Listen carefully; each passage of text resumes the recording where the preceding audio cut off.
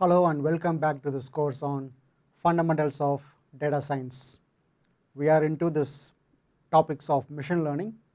We talked about what is a classifier and how the classification is done in some of the examples. And today we are going to look at k nearest neighbor method as well as the support vector machine. Well, we also know that we are talking about different types of learning methods. Well, here KNN based learning method is one of the primary methods. It has been used in machine learnings, and as a beginner most people will learn KNN as one of their initial algorithms. We talked about regression, we talked about classification, and here the KNN is another basic method in machine learning. And we will discuss about some features of KNN in which you will see there are some outliers in KNN which at times be a trouble one. When I say trouble, I mean that the outliers can actually give us a tendency to work towards or to classify towards one section. We will see in detail what is this outliers and how these outliers can be handled in case of a KNN. Then we are going to look at support vector machine. It's another kind of classifier actually. We are going to see how this is used in machine learning context. Let's first go on to this k nearest neighbor. So in pattern recognition, the k nearest neighbor algorithm, in other words we call it as KNN, is a non-parametric method, and initially it was proposed by Thomas Cover, which is used for classification and regression. In both cases the input consists of k closest training examples in a feature space, and output depends on whether KNN is used for classification or regression. In KNN classification, the output is a class of membership. We know that the classification we always have an output with certain labels, right? An object is classified by plurality vote of its neighbors, with the object being assigned to a class most common among the k nearest neighbor. K is a positive integer, typically small, with, for example, if k is 1, then the object is simply assigned to the class of that single nearest neighbor. In KNN regression, the output is the property value of the object. So this value is the average of values of k nearest neighbors. Well, I guess it's good if you could look at the k nearest neighbor from a different perspective. So we will talk about this k nearest neighbor, and I am going to give you some examples in which you can clearly see how this entire system can be represented pictorially. Here is a few more points on the k nearest neighbor method. Typically this can fall in the supervised learning method, which is used for both regression and classification, as we have seen. And this is a kind of a lazy learning algorithm. Why is it called lazy learning algorithm?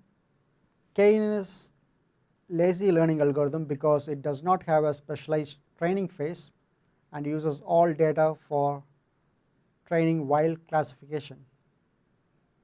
And we have seen that it is a non-parametric learning algorithm because KNN learning algorithm does not assume anything about underlying data. Whatever the data that you have in hand, you can directly use it for classification or regression process. And there's one key point that I like to highlight as far as KNN. You can also observe this. Though this is in fact a supervised learning method, we can also see that there is a borderline of KNN where it can also fall into the category of unsupervised system. So you have to see how this thing can be handled, because at times you are not very sure where the actual nearest neighbor are, and even without the knowledge of the neighbors we can actually still perform this operation. As we move on with this k nearest neighbor, I will explain how this falls in the category of that unsupervised version, though this is a fall of supervised machine learning method. Well, generally speaking, this KNN requires three things: the set of stored records, distance metrics to compute the distance between the records, the value k, the number of nearest neighbors to retrieve it. So as you can see, you have a set of stored record. In other words, you have this whole data sets and you are going to measure a distance between the records. That's where we are trying to see how close some data is with one another, and to classify an unknown record. So you have to compute the distance to other training records, and you are going to use this distance matrix to compute the distance and identify the k nearest neighbors, use class labels of nearest neighbors to determine the class labels of unknown records. So that's where the actual supervision comes in when we talk about the class label. But again, even you can think about, even without certain class labels, you can still, with certain distance, you can see whether the particular record or the object belongs to certain group or not. As we move forward, I will discuss in detail about that point. So here's the typical example. So here's the KNN classification is there. The test sample in this case is green dot. Just imagine that you have this whole record of informations like square, blue, and red triangle is already there, and we know that there is a new record. You want to know this record belongs to which class. Does it belong to the triangle red class, or does it belong to the square blue class? So that is your test sample, green dot. So when you have this green dot, you have to classify this to belong to which class. So if k is 3, as you can see, this solid black circle where you have 3 objects, 1 square and 2 red triangles are there in the solid circle. In this case, we can see that there are 2 triangles and only 1 square. Therefore, this green dot is assigned to red triangles if the k is 3. That is quite simple, right? Because triangles are majority, so it belongs to the majority group. On the other hand, if you increase the neighbors, or in other words, if you increase the k nearest neighbors to 5, so in this case, if you increase it to 5, where it's been represented by means of the dotted lines, what happens? At this instance, you have 3 blue squares and only 2 red triangles. So in this case, the green dot, which is a test sample, is assigned to the blue square group, or classified as blue square because of its majority. So that's the basic idea behind this nearest neighbor classification. So as we move on, we will be coming to know what are the other aspects and what are the challenges in these type of problems. So as we have seen, if you have a clear label about a certain input records, you can identify based on it. So based on it, you can actually classify a system. here is more information on the definition of k nearest neighbor. So for the first nearest neighbor, for example, if you want to classify this cross, for first nearest neighbor you have only, it has been assigned to the negative one. For the second nearest neighbor, you can see it has included 2, but in this case, yeah, that's another challenge. At times when you include more neighbors, and if the neighbors are evenly distributed, then there is a trouble. That's one of the challenges. Just like the previous one we have seen here, well, right now we had k equals 3, k equals say 5, and what if k equals 11, for example, which means that it includes almost all the objects there, and in that case, well, it takes the blue one because blue is 6 and this red triangles are 5.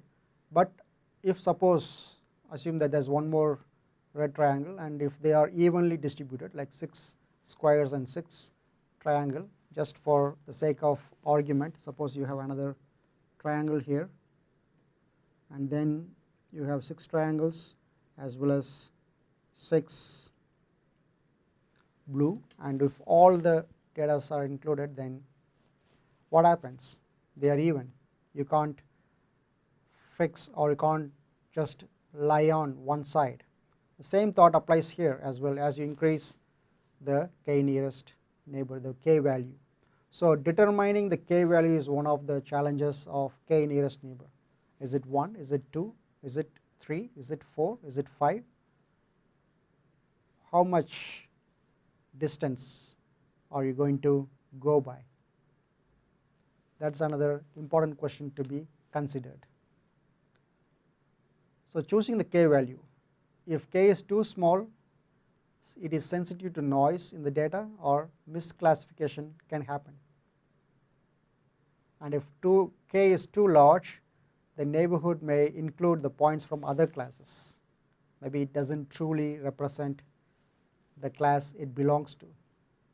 So that's the one thing. Good value, you have to find the good value, for example, by evaluating various values with cross validation on the training data.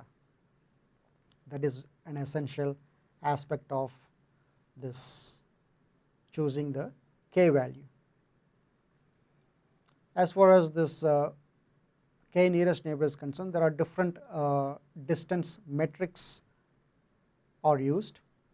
We can follow one of those metrics. For example, you can go for Manhattan distance metrics can be used, or Euclidean distance metrics can be used to find the actual nearest neighbor. So when do we go for this k nearest neighbor?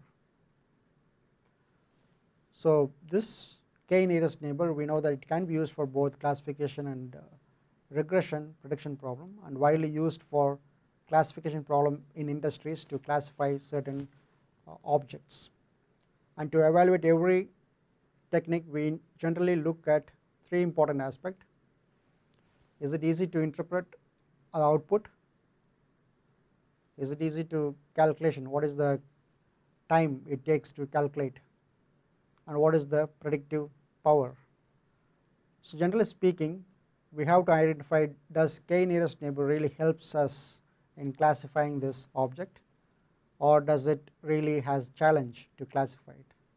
In other words, if you're already good in a particular domain, say for example with regards to industry, and if you're talking about the objects moving along certain batches and you have to identify and classify accordingly, then of course you might know the k nearest neighbor value should not go beyond certain values, and accordingly you will choose the values of k. And at times you may not given with the class labels. Can you still go with k and n? Well, that's some of the questions that you have to address as we talk about this k and n. So for k and n as a regression one, So in this case, you can talk about k-NN regression or k-NN algorithms are used for estimating continuous variables. So they are generally used for estimating continuous variable. Let me strike this out. And we know that one such algorithm uses weighted average of k nearest neighbors, the weight by inverse of their distance.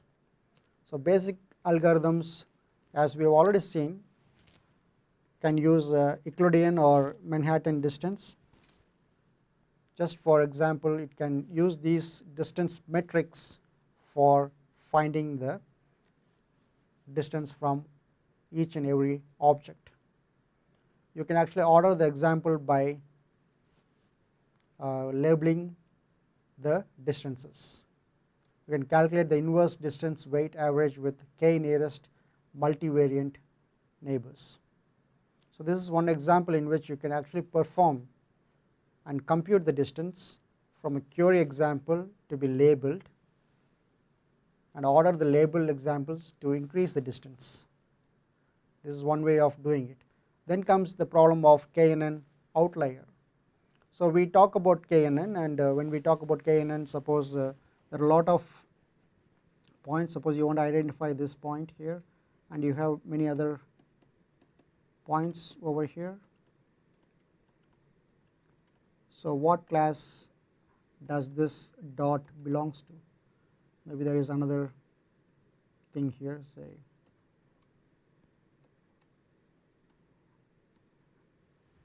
so in this case, what about the outliers?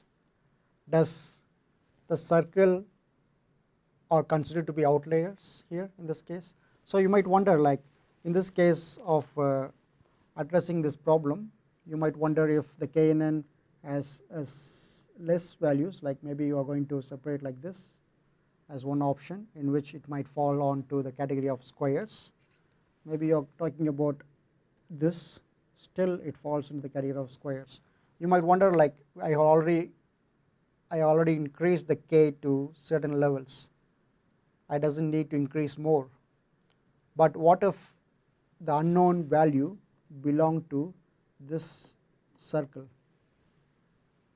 Yeah, distance to the kth nearest neighbors can also be seen as local density estimation, and thus is also a popular outlier score in case of an anomaly detection.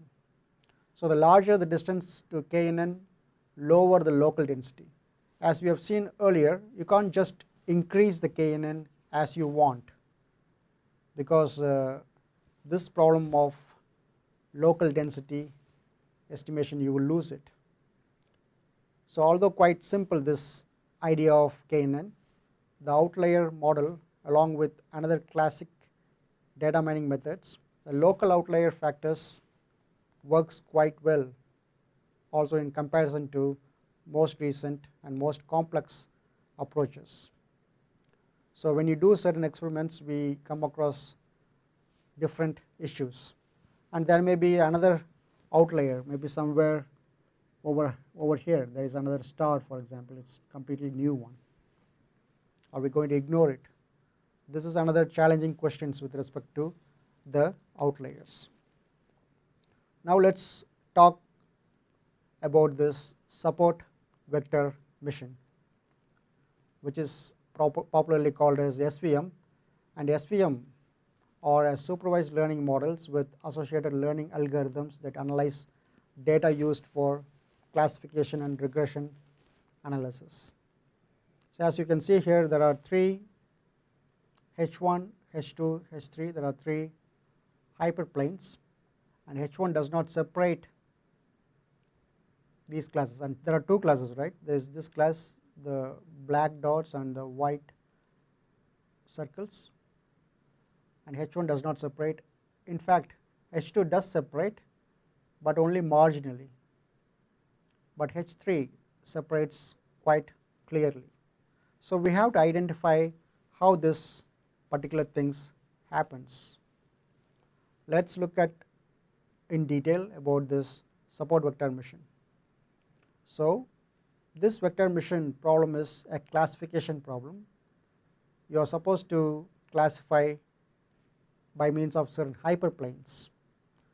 And suppose some given data points each belong to one or two classes, the goal is to decide which class a new data point belong to. So here in this SVM method, a data point is viewed as p-dimensional vector. A data point is viewed as a p-dimensional vector,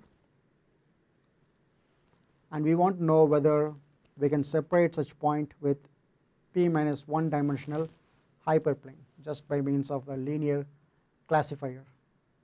So the H that I have mentioned here, H1, H2, H3, these are the hyperplanes.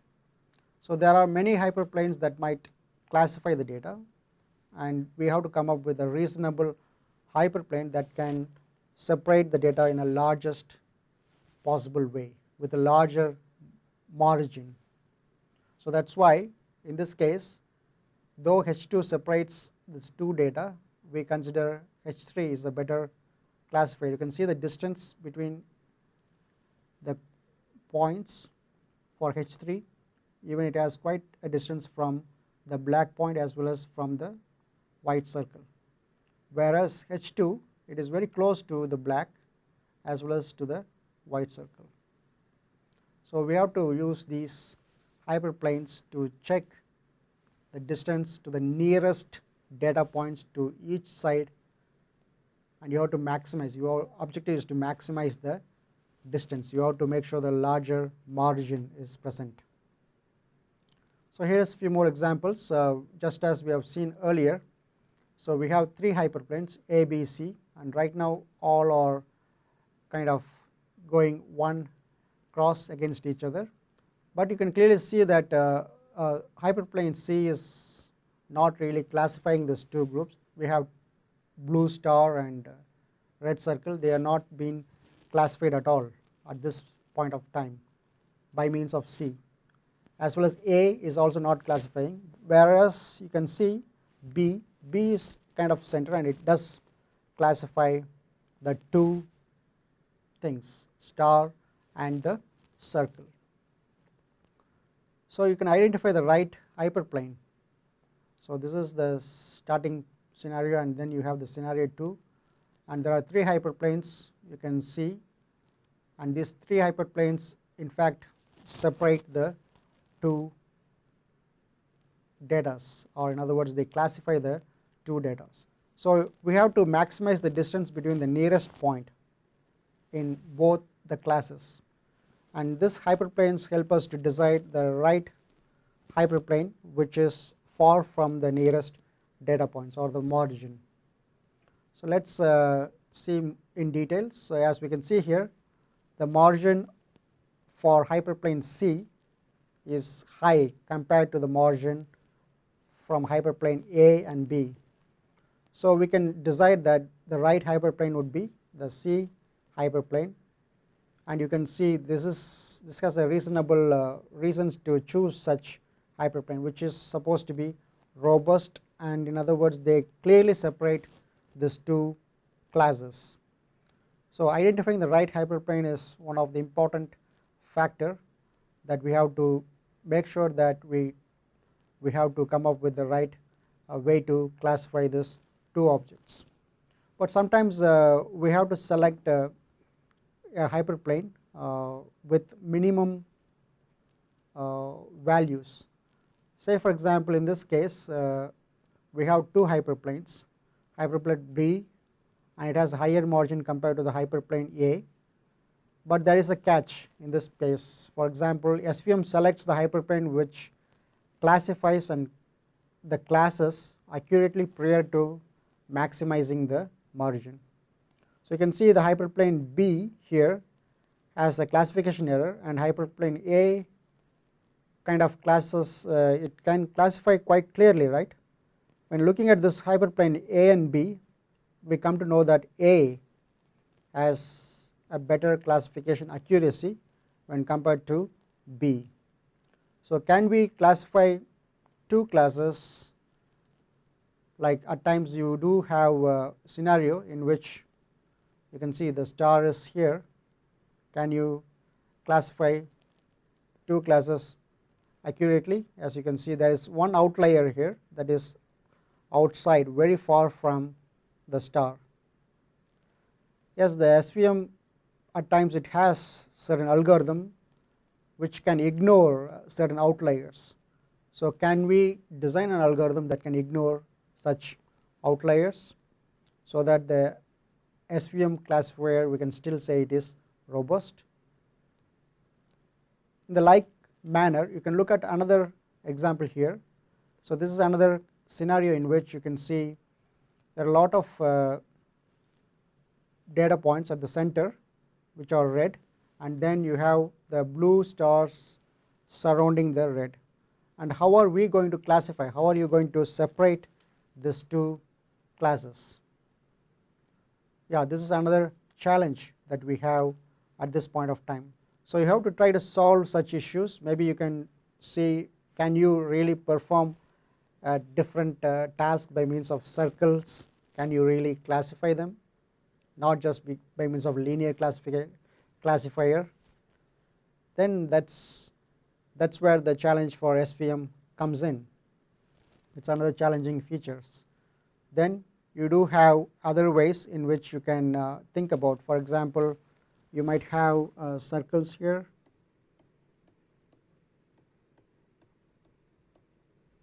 Then you might have say circles here, and you have stars.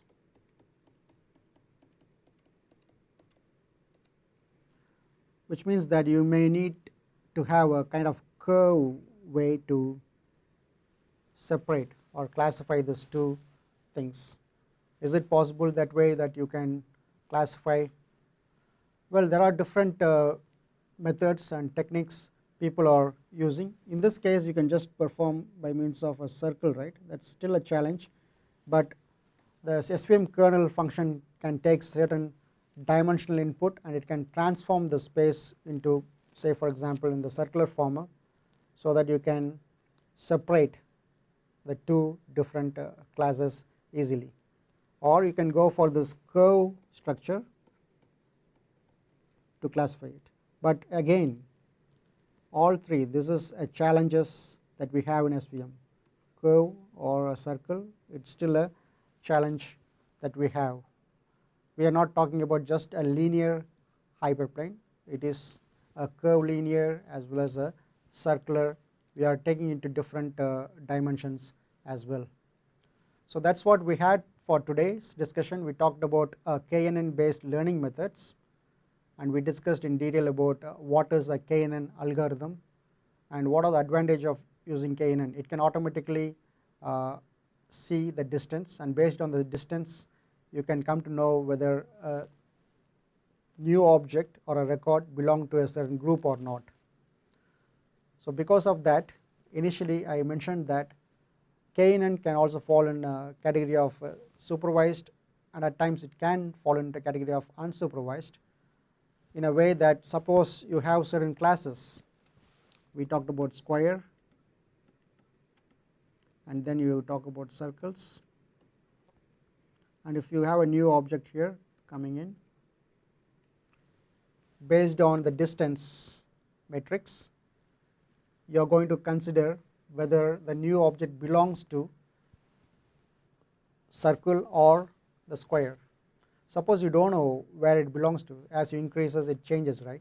So even if you don't know the labels, if you just by means of certain distance you are considering this new record that belongs to a certain group of data with a kind of semi unsupervised learning method.